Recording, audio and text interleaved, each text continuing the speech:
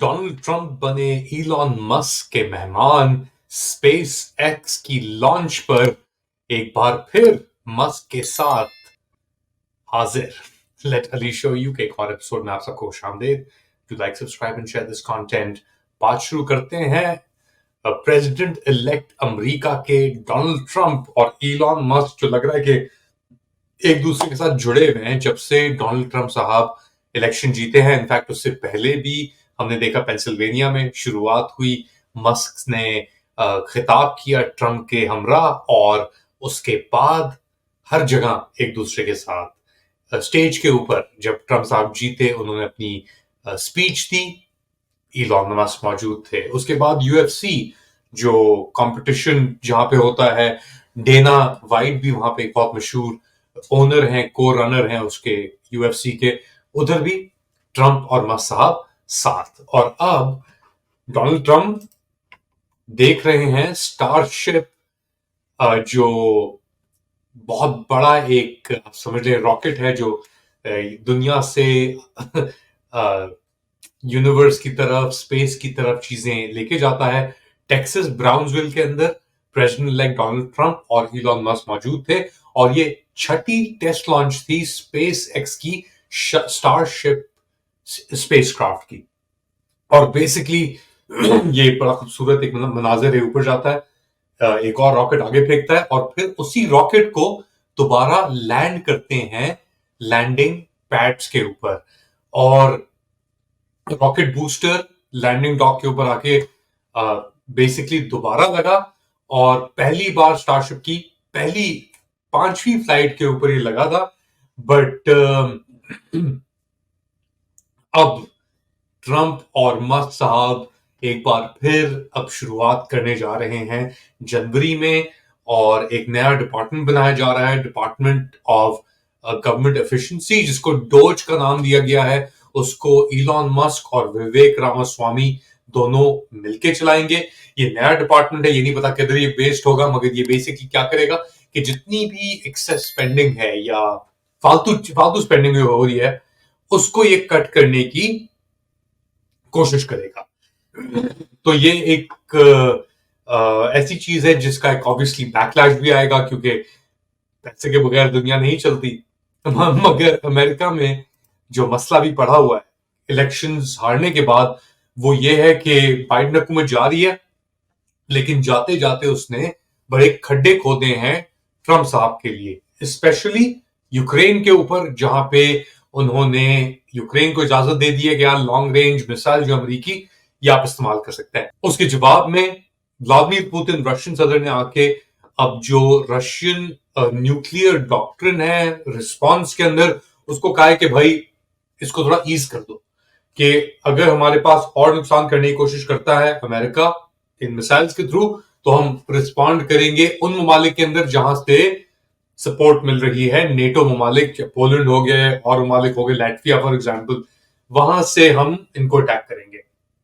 अच्छा, एक तरफ तो बाइडेन साहब ने ये चीज दी ज़ेलेंस्की साहब को कि लॉन्ग रेंज मिसाइल्स अब इस्तेमाल करें। दूसरी जानिब यूक्रेन को अमेरिका ने एंटी पर्सनल माइन्स भी दिए हैं, क्योंकि एक तरफ से रशिया का जो ऑफेंसिव है डोनेट्स के अंदर भी हो गया और जगहों के ऊपर भी हो गया, कुर्स्क के अंदर फॉर एग्जांपल जो जगह वापस ले रहा है यूक्रेनियन फोर्सेस से रशिया के अंदर ही, उधर अब बहुत तेजी से रशिया एडवांस कर रहा है। तो उनकी एडवांस को रोकने के लिए अब ये लैंड माइन्स भी अमेरिका ने दे दी हैं। एंटी टैंक माइन्स की बात नहीं कर रहे, लैंड माइन्स की बात कर रहे हैं। तो लैंड माइन दुनिया भर में बैंड है, अमेरिका के भी इसके साथ दस्तखत हुए हैं बड़ी कन्वेंशंस के ऊपर, एंटी लैंड माइन कन्वेंशंस के ऊपर अंडर इंटरनेशनल ह्यूमैनिटेरियन लॉ। लेकिन उसके बावजूद भी अमेरिका यूक्रेन को लैंड माइन्स दे रहा है। Anything in love and war, वो कहते हैं ना कि मोहब्बत और जंग में हर चीज जायज है। तो यही लग रहा है कि अपना बाइडेन साहब के लिए रशिया और इजराइल में हर चीज जायज है। एक मुनाफकत भी दिखाती है, क्योंकि वो ये यूक्रेन को वेस्टर्न इंटरेस्ट मौजूद है यहाँ पे, ऑब्वियसली वो कर रहे हैं, मगर जिस रफ्तार से रशिया ने पलटा, यानी सब चीजें चेंज की है सिचुएशन को, तो वो बहुत तेजी से अब जो एरियाज उसने लूज किए थे कुर्स्क के अंदर और डोनेट्स के अंदर जो उसका ऑफेंसिव चल रहा है, वो स्लो डाउन जो हुआ था, अब लग रहा है उसमें बहुत तेजी आ गई है। और वो तेजी इसलिए आई है कि रशिया जानता है ट्रम्प साहब आ रहे हैं जनवरी में, और जनवरी तक उससे जितना वो एरिया ले सकता है उतना ले ले, उसके बाद फिर उसको निगोशिएट करना पड़ेगा।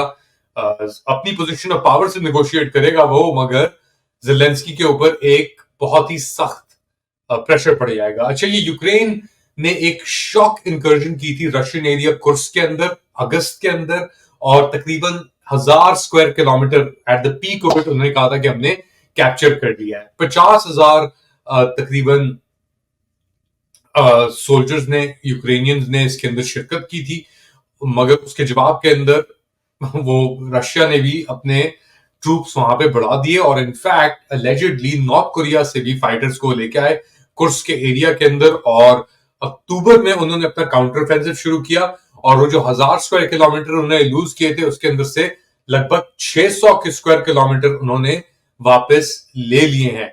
अच्छा, इनिशियली तो अगस्त में बड़ी बातें हो रही थी कि जी वो यूक्रेन ने क्या कमाल कर दिया है, रशिया को काला मुंह दिखा दिया, ये सब कुछ ये सब कुछ ये सब कुछ।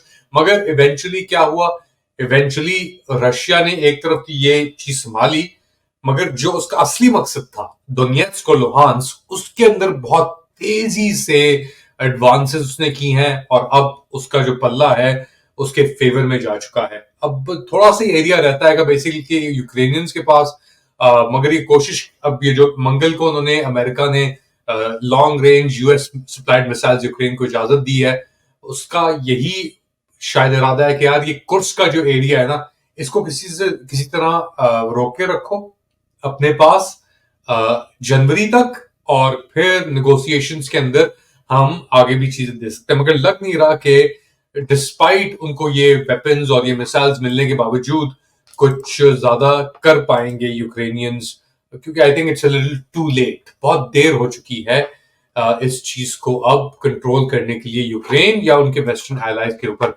मगर वो ऑब्वियसली गन जितनी मचा सकते हैं उतनी गन वो मचाएंगे और मचाते रहेंगे।